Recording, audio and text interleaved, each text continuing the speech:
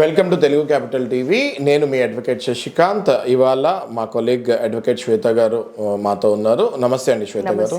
శ్వేత గారు, పెద్దవాళ్ళని, తల్లిదండ్రులని చాలా మంది సరిగ్గా చూసుకోరు, ప్లస్ వాళ్ళ ఆస్తులు అనుభవిస్తారు, కానీ వాళ్ళకి ఒక పూట భోజనం కూడా పెట్టే పరిస్థితికి వెళ్ళట్లేదు. చాలా అనాథాశ్రమాల్లో, ఓల్డ్ ఏజ్ హోమ్స్లో మనం ఇవాళ రేపు చూస్తుంటే పెద్దవాళ్ళు ఇక్కడ ఉంటున్నారు, పిల్లలు అమెరికాలో ఉంటున్నారు, లేదా సిటీలోనే ఉంటూ కూడా వాళ్ళని అసలు అట్టు పెట్టుకోవట్లేదు. సో దీన్ని ఉద్దేశించి కొన్ని కేసులు మనం ఎప్పుడప్పుడు చూస్తుంటాం. కానీ ఈసారి సుప్రీంకోర్టు దిమ్మ తిరిగే జడ్జిమెంట్ ఏదో ఇచ్చిందని నేను వింటూ ఉన్నాను. But I didn't go through that case. మీరు చూసినట్టున్నారు, ఒకసారి మీ మాటల్లో చెప్పండి మేడం. సార్, అసలు ఆ జడ్జ్మెంట్ డబుల్ బెంచ్ ఇచ్చారు. It was one of the beautiful judgment. ఎవరైతే ఈ పేరెంట్స్ని పీడించుకొని తింటారు చూడండి, ఆస్తులు అనుభవిస్తారు, ఎప్పుడైతే వాళ్ళకి పిల్లలు అవసరం ఉందో, పెద్ద వయసు అయిన తర్వాత వాళ్ళని చూసుకోవాల్సిన టైంలో వాళ్ళని వదిలేయడము, ఇంకా ఏదైనా వాళ్ళ దగ్గర ఉంటే రాబందుల్లాగా పీక్కు తినాలి అనుకోవడము, ఇలాంటి ఒక సంఘటన మధ్యప్రదేశ్లో జరిగింది సార్, చిత్తార్పూర్ జిల్లాలో. అక్కడ వైఫ్ అండ్ హస్బెండ్ పెద్దవాళ్ళు ఉన్నారు. వాళ్ళు ఆల్రెడీ గిఫ్ట్ డీడ్ చేసేసారు. వాళ్ళ దగ్గర ఉన్న ఆస్తి అంతా వాళ్ళ దగ్గర కొంత మాత్రం అట్టే పెట్టుకున్నారు. ఆ ఆస్తి కూడా నాకు కావాలి అని ఆ తల్లిదండ్రుల్ని కొట్టడము, విపరీతంగా హింసించడము, ఇవన్నీ జరుగుతున్నాయి. సో ఇది గమనించిన తల్లి ఏం చేసింది, ఇంకా మాతో కాదు ఇంత వేధించడము, అందున కొడుకే ఇంత వేదనకి గురి చేయడము, ఇది ఆవిడ తట్టుకోలేక మ్యాజిస్ట్రేట్ కోర్ట్ దగ్గరికి వెళ్ళడం జరిగింది. మ్యాజిస్ట్రేట్ కోర్ట్ ఏం చేశారంటే, ఆల్రెడీ గిఫ్ట్ డీడ్ ఏదైతే చేశారో, కొడుకు పేరు మీద రాశారో, దాన్ని క్యాన్సిల్ చేయడం జరిగింది. మళ్ళీ వీళ్ళకే చెందుద్ది ఆ ఆస్తి అని. దానిపైన కొడుకు హైకోర్టుకి వెళ్ళాడు. ఓకే, అక్కడ కూడా తల్లికే అనుకూలంగా వచ్చింది జడ్జ్మెంట్. దాన్ని మళ్ళీ అప్పీల్కి వెళ్ళాడు హైకోర్టులోనే, అదే హైకోర్టులో డబుల్ బెంచ్కి వెళ్ళాడు.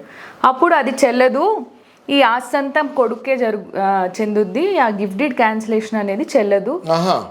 ఓకే, ఏదైతే హైకోర్టు జడ్జ్మెంట్ ఇచ్చిందో, లోవర్ కోర్ట్ జడ్జ్మెంట్లు, ఇవి రెండింటిని డిస్మిస్ చేసింది. దీనిపైన తల్లి సుప్రీంకోర్టుకి వెళ్ళింది. సుప్రీంకోర్టు మొత్తం విని, ఏదైతే ఈ సోషల్ వెల్ఫేర్ అదే సిటిజన్షిప్ యాక్ట్ ఉందో, సీనియర్ సిటిజన్స్ది, వాళ్ళ బాగోగులు, వాళ్ళ నిర్వహణ, ఇదంతా కొడుకులు చూసుకోవాలి, వాళ్ళకి బాధ్యత ఉంది అని.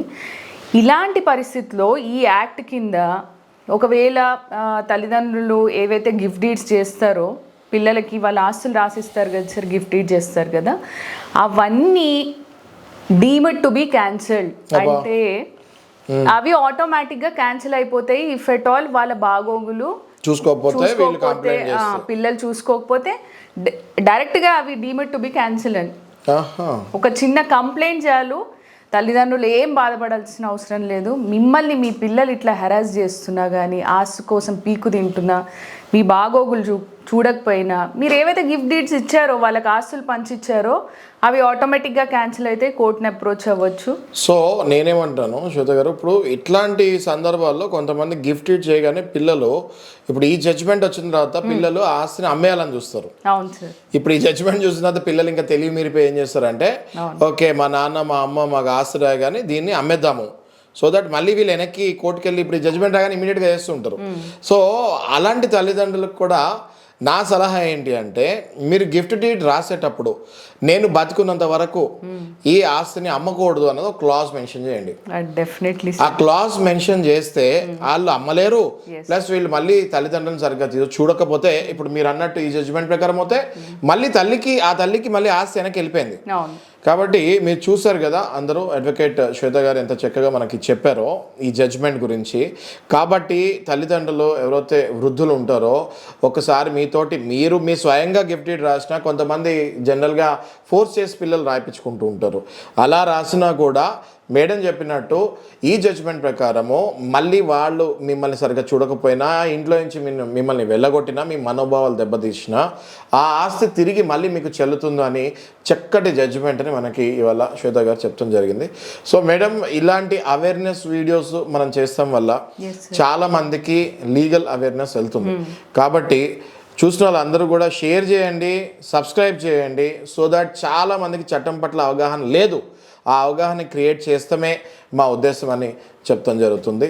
థ్యాంక్స్ అండి శ్వేత గారు. Thank you sir. Thank you.